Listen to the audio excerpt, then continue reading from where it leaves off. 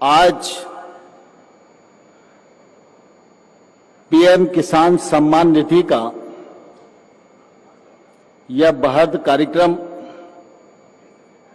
काफी अरसे बाद फिजिकल रूप से संपन्न हो पा रहा है।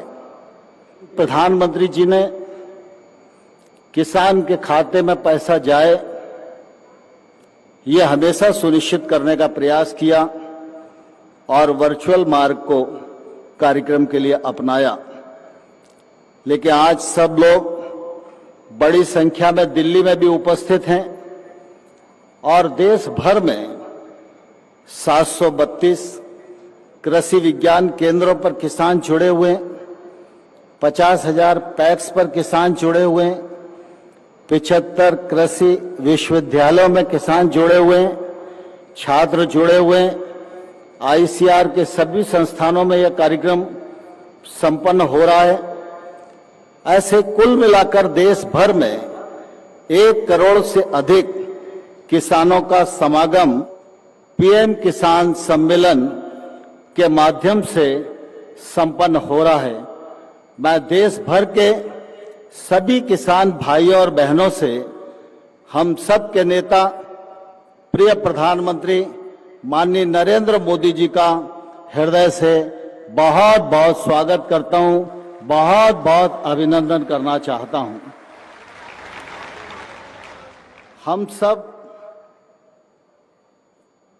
और सारा देश इस बात का साक्षी है कि आजादी के बाद अनेक सरकारें आई और गई, लेकिन जब निर्वाचन होता है तो राजनीतिक दल अपना घोषणा पत्र तैयार करते हैं, जनता के बीच में वचन देते हैं। लेकिन हम सब जानते हैं कि 5 साल गुजर जाते हैं, घोषणा पत्र में कहा हुआ वचन पूरा नहीं होता। लेकिन हम सबके लिए गौरव की बात है, जब से प्रधानमंत्री नरेंद्र मोदी जी ने इस देश का कामकाज संभाला है तो घोषणा पत्र को पूरा करें, इस बात की तो प्रतिबद्धता मोदी जी की कार्य पद्धति में हमेशा रहती है। 100% घोषणा पूरी हो, इसके लिए वो समय समय पर निगरानी भी करते हैं। लेकिन बीच बीच में चाहे किसान का कल्याण हो, चाहे गरीब का कल्याण हो, चाहे बहन का कल्याण हो, चाहे युवाओं के उत्थान का सवाल हो, जब भी कोई विषय ध्यान में आता है तो घोषणा पत्र के अतिरिक्त भी अनेक काम नरेंद्र मोदी जी की सरकार सफलतापूर्वक संपन्न करती है। आप सब इस बात को जानते हैं कि प्रधानमंत्री जी ने पीएम किसान सम्मान निधि कार्यक्रम को सृजित किया, उसे सफलतापूर्वक क्रियान्वित किया। कृषि के क्षेत्र में सम्मान निधि किसान को मिले, यह मांग किसान की तरफ से कभी भी नहीं आई थी। लेकिन प्रधानमंत्री जी जानते थे कि जब उन्होंने किसान की आमदनी बढ़ाने के लिए देश भर के राज्य सरकारों को, किसान संगठनों को, किसानों को, केंद्र सरकार को, सभी लोगों को आह्वान किया, तो उन्हें लगता था कि बाकी सब लोग काम करेंगे, लेकिन हमको भी केंद्र सरकार की तरफ से किसान की आय बढ़ाने में सीधी सहायता प्रदान करनी चाहिए। और दुनिया का सबसे बड़ा सीधा खाते में जमा होने वाला जो लाभ है वह पीएम किसान सम्मान निधि के माध्यम से प्रधानमंत्री जी ने अंतरित करने का एक सफलतम प्रयत्न किया। आज देश भर के 11 करोड़ किसानों को 2 लाख करोड़ से अधिक पर प्रधानमंत्री जी की उपस्थिति के प्रति कृतज्ञता ज्ञापित करता हूं। वहीं देश भर के करोड़ों करोड़ किसानों को हृदयपूर्वक बहुत बहुत बधाई देना चाहता हूं। यह योजना क्रियान्वित पारदर्शिता के साथ हो, यह आग्रह प्रधानमंत्री जी का हमेशा बना रहता है। इस को लेकर लगातार केंद्र सरकार राज्य सरकारों के माध्यम से शुद्धिकरण का प्रयास करती रहती है। आज हम सौभाग्यशाली हैं कि एक समय था जब देश के एक प्रधानमंत्री यह कहा करते थे कि हम दिल्ली से 100 रुपया भेजते हैं, गांव जाते जाते 15 रुपया हो जाते हैं।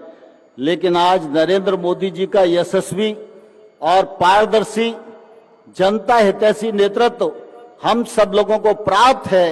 टेक्नोलॉजी के माध्यम से मोदी जी ने यह सुनिश्चित किया है कि अगर हम एक किसान के खाते में एक साल में 6,000 रुपया जमा कराएंगे तो कोई दलाल नहीं होगा, कोई बिचौलिया नहीं होगा। अब 6,000 के 6,000 उसके खाते में जमा होंगे। यह सुनिश्चित करने का काम प्रधानमंत्री नरेंद्र मोदी जी के नेतृत्व में हुआ है। आज किसानों के साथ साथ एग्री स्टार्टअप्स का कॉन्क्लेव भी माननीय प्रधानमंत्री के कर कमलों से शुभारंभ होने वाला है।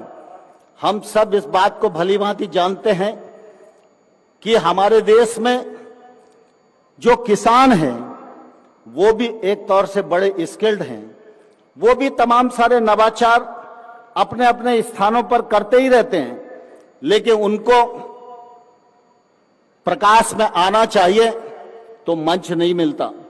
हमारे देश के पढ़े लिखे नौजवान इतनी बुद्धिमत्ता से काम कर रहे हैं कि चाहे वो खेती का क्षेत्र हो या अन्य क्षेत्र हो, अनेक प्रकार की टेक्नोलॉजी इजाद करके काम करने को कैसे आसान किया जा सकता है, नुकसान को कैसे बचाया जा सकता है, उत्पादन और उत्पादकता कैसे बढ़ाई जा सकती है, फसल के उपरांत नुकसान को कैसे रोका जा सकता है, किसान सूचनाओं के नजदीक कैसे आ सकता है।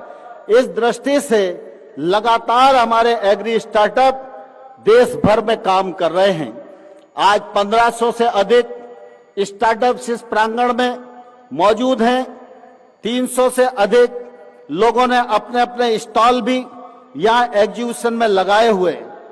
मुझे ध्यान है जब प्रधानमंत्री नरेंद्र मोदी जी ने 2014 में अपना कामकाज प्रधानमंत्री के रूप में संभाला था, तब 80 से लेकर 100 तक स्टार्टअप इस क्षेत्र में काम करते थे।